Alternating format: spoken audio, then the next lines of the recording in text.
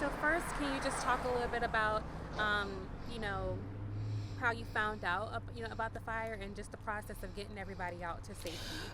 Yes, they was so had something like a sleepover, and the boys was in the living room, and of course my room is right there, and one of them woke up, and he was the one that basically got everybody out the house. And I just want to talk about just that first. Unfortunately, with the house, being destroyed, everyone was safe. Can you just talk about just the thankfulness that? Oh all of yeah, you all I'm very, very, very thankful and to God that everybody made it out safe. Because it could have been a whole lot of worse, because it was a bad fire, and it wasn't for God, I don't think we would have made it out. And can you talk a little bit about what you saw? What you saw? Did you see? Was there a lot of smoke, or was the? Oh yes, when I woke up, yeah, it was a lot of smoke, and the gangs and stuff was on fire. Then it was a bigger fire. It was a bigger fire, and it kind of had me shaky. I was very shaky, so it took me about 10 minutes to call the fireman because I just couldn't get my thoughts and stuff together. And then we got everybody. Everybody was out, and this is what we ended up with.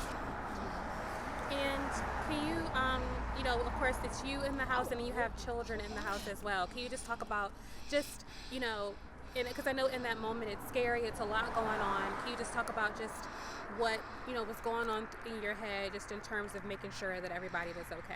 Oh yeah, they were the top priority of getting them out, and they thought I was staying in there a little too long, so he came back in and pulled me out because I was looking at the fire and thought I could grab something to put it down, but the alarm was going out, but I didn't have a fire extinguisher. That would have been a big difference. And how do you feel, knowing that your grandson played a big role in getting everybody? It's pretty, scary for anybody, but I can only imagine how scary it will be for a child in that situation. Can you talk a little bit about that? Yeah, he was real brave. I mean, he came and said, "Grandma, you can't do nothing. Just come on out now." He was very brave and getting me out and stuff. And he's a real smart kid. All of them is just lovable kids. They helps me going, and I guess I keep them going. And how long were you living in this home? About 30 years. Wow, 30 years. 30 years. So can you just talk a little bit about can you just talk a little bit about 30 years in this home? Yes. And unfortunately, this fire. Yeah, I got about your thoughts a lot of memories too, because my husband died right there in that room. And right after him, my daughter died. So that's how I ended up with these 4 grandkids taking care of them. And there's a lot of memory, pictures, and everything. But I'm still so grateful that we all made it out. And it's a lot of memory. I had a lot of people that have been in my house, and I took them in, didn't have nowhere to go, and they have stayed there too. So. I just don't know where to go, and just try to. And with that, you said your rate, you said it was you and your 4 grandchildren in the house. Was there 2 other people? I think It was one more. See, that's what I'm saying. It was my my granddaughter, daddy. He was downstairs, cause he didn't have nowhere to go, and I just couldn't see him out there on the street with nowhere to go. So I let him stay here too. He stayed in the basement. Okay. And for you to take in, your grandchildren and take in, other people that that are in need. Can you just talk a little bit about being able to provide, a home for them, and now you're in the place where you have to kind of move forward. Yeah. Because it's just so hard to get help around here. I'm not a person that haven't worked, and I had like 30 years in Danville Mill, and I also worked at Comfort Inn for about 11 or 12. And I always thought I had a place, for them to be. And you know, when this right here happened, it just takes a toll on me. You know, I don't know what to do, you know, where to go, you know. I know I need all the help I can get. I know I need all the help. I thought maybe they had some things around here in Danville where would reach out and, you know, and help me rebuild. Or, you know, all the land, I own the house, so, and the land and everything is mine. I'm hoping I could rebuild it or put another up here or something.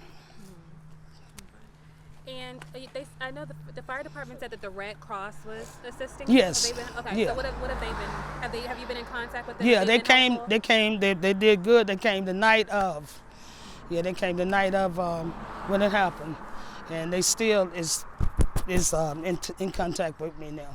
That's good. And with the you know, you said so many, you know, memories inside of the home. Can you just talk about just you know, moving forward? You know, was there anything that was able to be salvaged in the home, or? The way it looked, no, it's not. I haven't been in it yet, but I can go in it, you know, today, and I don't think anything. The way I'm looking at it, I don't think nothing, you know, I can be salvaged. I don't know how it is downstairs, you know, but you know, I know the water damage probably went down downstairs, but ain't nothing I can get out of there, you know.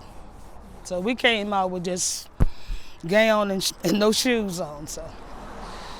And of course, in that moment, you're just trying to get to safety. You know, at that moment, you don't really think about, you know, those type of things until after it's done. So can you just talk a little bit about, you know, you're coming out and you're like, you know, we're safe, but then you're now dealing with, now you're seeing, you know, what's happening. Yeah, it's something else. It feels like, you know, it's a great big loss, you know. You know, make me feel, you know, just helpless, you know, just helpless. Don't know what to do. You know, I know they need somewhere to stay, and I just want to, you know, get a place for us again, you know, or something, you know. I'm hoping I can do it here at this, but whatever it takes, you know, the place stable for my grandkids and stuff. And where are you staying right now? Right now I'm staying with my sister. Yeah, I'm staying with my sister, and she have a lot of you know, kids and stuff, but you know, family always gonna make a way, you know, out of no way.